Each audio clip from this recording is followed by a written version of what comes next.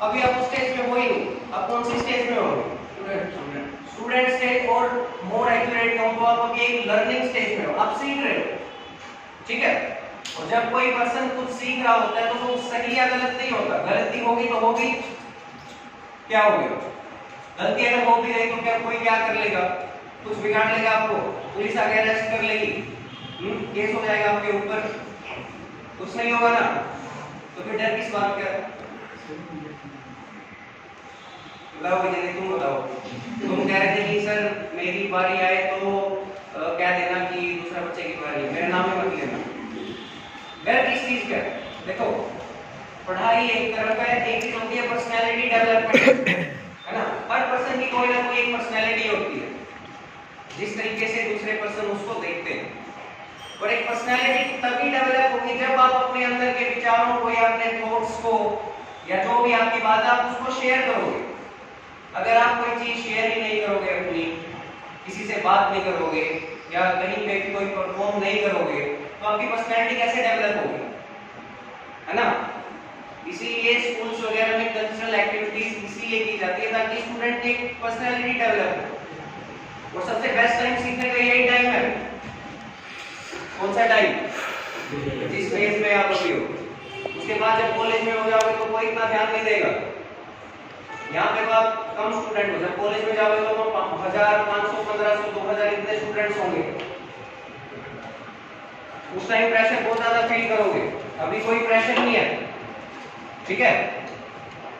जब मैंने first time perform किया था अपने पूरे स्कूल के सामने, मुझे क्या काम किया हुआ था कि न्यूज हेडलाइंस रीड करनी थी मुझे इंग्लिश न्यूज़पेपर से, और वो हेडलाइंस रीड करने के बाद जब मैं वहां से चला गया तो मैं रोने लग गया था, क्योंकि इतने सारे बच्चों को देख के मैं थोड़ा प्रेशर में आ गया था और मैं लिटरली रोने लग गया। वो फर्स्ट टाइम था जब मैंने स्कूल के सामने कोई चीज को रिप्रेजेंट किया था। लेकिन ये बात अलग है कि उस टाइम मैं 4th क्लास में था। जब मैं 10th क्लास में था तो मैं सेमिनार देता था पूरे स्कूल के सामने। टॉपिक क्या थे? ब्रेन के ऊपर दे रहा हूँ, आइज के ऊपर दे रहा हूँ। बायोलॉजी में मेरा इंटरेस्ट था बहुत स्टार्टिंग से। उस टाइम मेरे को कुछ डर वगैरह नहीं लगता। तब की बात है जब मैं 10th में था। अब तो मुझसे ऊपर हो, 11th 12th की स्टेज में हो, तो आपके अंदर तो बिल्कुल भी नहीं डर होना चाहिए, है ना। तो एक चीज जो मैं आप लोगों से चाहता हूं कि सबसे पहले डर निकाल दो हर चीज का, ठीक है। आपके अंदर डर नहीं होना चाहिए। डर आपके लिए एक हर्डल का काम करेगा, आपको आगे नहीं बढ़ने देगा। वो आप आगे बढ़ोगे, आपको डर लग रहा है तो डर आपको पीछे खींच लेगा, आप आगे बढ़ नहीं पाओगे। तो इससे पहले कि किसी और चीज का सामना करो आप, मैं चाहता हूं कि आप अपने डर का सामना करो सबसे पहले, ठीक है। डर को दूर कर दो। कौन सा डर? कि भाई आपकी पढ़ाई की अगर मैं बात करूं कि कोई कंसेप्ट आ गया कि ये तो मेरे से हो नहीं पाएगा, इसको मैं छोड़ देता हूं, इसको मैं रहने देता हूं, इस डर की बात कर रहा हूं, ठीक है। उस डर की बात नहीं कर रहा, हाँ सामने वाले को थप्पड़ मार दो वो मेरा क्या बिगाड़ लेगा, उस डर की बात नहीं कर रहा हूं मैं। इसको बंद कर। आपकी पढ़ाई को लेके कह रहा हूं मैं कि आपको डरना नहीं चाहिए कभी भी, ना आपको फील्ड से दूर भागना चाहिए, चाहे वो साइंस हो, कोई भी स्ट्रीम हो, कोई सब्जेक्ट हो, मैथमेटिक्स हो, बायोलॉजी हो, केमिस्ट्री हो, इंग्लिश हो, कोई भी सब्जेक्ट हो, किसी भी सब्जेक्ट से डरने की जरूरत नहीं है, ठीक है।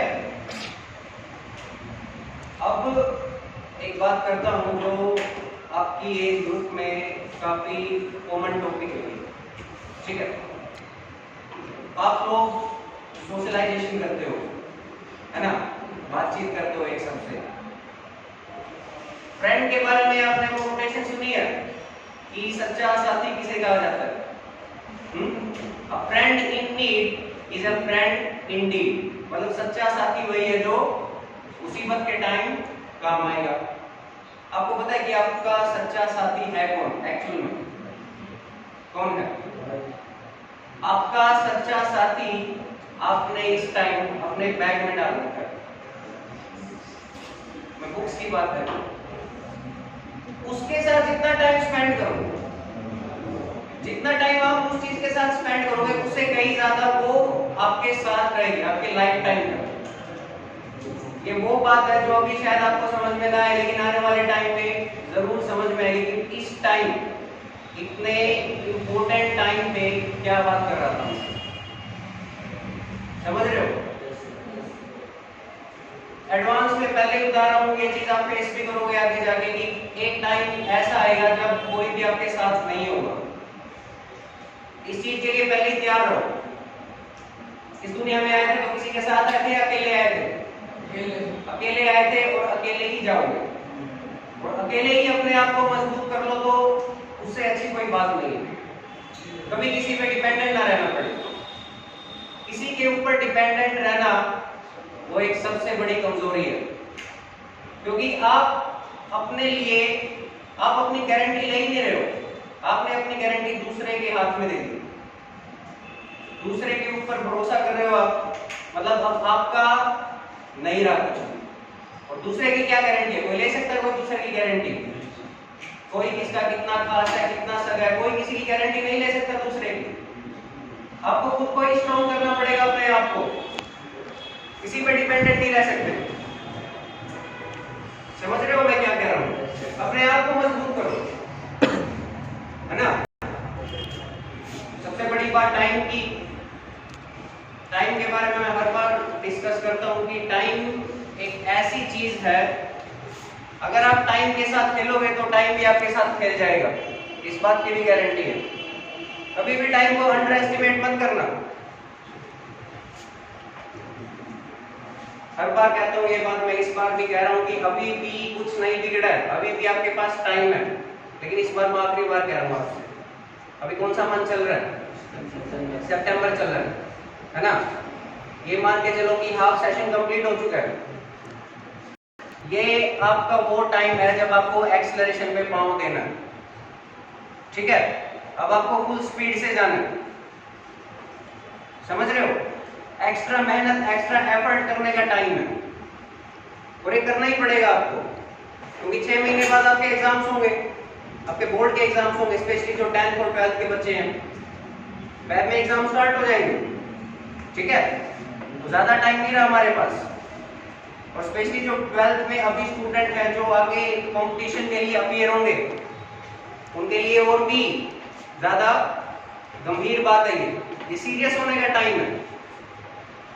अब ऐसी एक्टिविटीज पे अपना टाइम वेस्ट मत गवाओ कि आगे जाके आपको उस चीज का अफसोस करना पड़े कि शायद उस टाइम पे अगर मैं पढ़ लेता, उस टाइम पे ये चीजें नहीं करता तो शायद आज मेरा एडमिशन हो जाता, या फिर आज मैं अच्छे मार्क्स सिक्योर करता। मैं पहले ही एडवांस में कह रहा हूं कि जो लोग आप में से अभी जो अपना टाइम वेस्ट कर रहे हैं, वो आगे जाके 100% यही कहेंगे या फिर यही सोचेंगे कि काश मैं उस टाइम पे पढ़ लेता, काश मैं उस टाइम पे मेहनत कर लेता, तो आज मैं ऐसे नहीं होता, आज मैं एक अच्छे कॉलेज में एडमिशन ले रहा होता। ये थॉट्स आएंगे आपके माइंड में। एडवांस में पहले ही बता रहा हूँ आपको, लेकिन मैं आपसे ये चाहता हूँ कि आप ये मौका दे ही मत। ये मौका देना ही क्यों है? आज से ही अपनी तैयारी स्टार्ट कर दो फुल स्पीड से। किस चीज का डर है? कौन जज कर रहा है आपको? कोई भी नहीं। और लाइफ के इस स्टेज में कोई दूसरी चीज इंपॉर्टेंट वैसे भी नहीं होती। फिलहाल की एज में आपके लिए इंपॉर्टेंट है क्या? पढ़ाई के अलावा और क्या चीज है दूसरी जिसके ऊपर आपने फोकस करना है? क्या आपने घर बनाना है? घर का काम करना है ज्यादा? कोई प्रेशर है आपके पास? कोई प्रेशर है आपके ऊपर? दुनिया का सबसे आसान काम क्या है?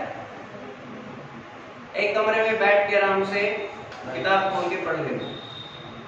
दुनिया का सबसे आसान काम।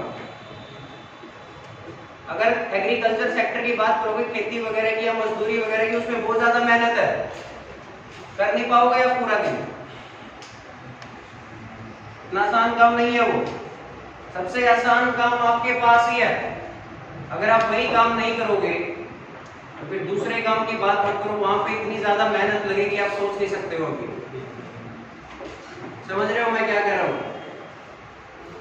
समझ रहे हो ना? तो फिर पढ़ाई स्टार्ट कर दो, ठीक है, बाकी चीजें छोड़ दो और एक्सीलरेशन पे पांव दबा दो बस अब फुल स्पीड से, है ना। सितंबर आ चुका है, हाफ सेशन कंप्लीट हो चुका है, अब पीछे मुड़ के देखने का टाइम नहीं है अपने पास। अब बस आगे ही आगे बढ़ना, बढ़ोगे ना सारे आगे? Yes sir. चलो वेल डन।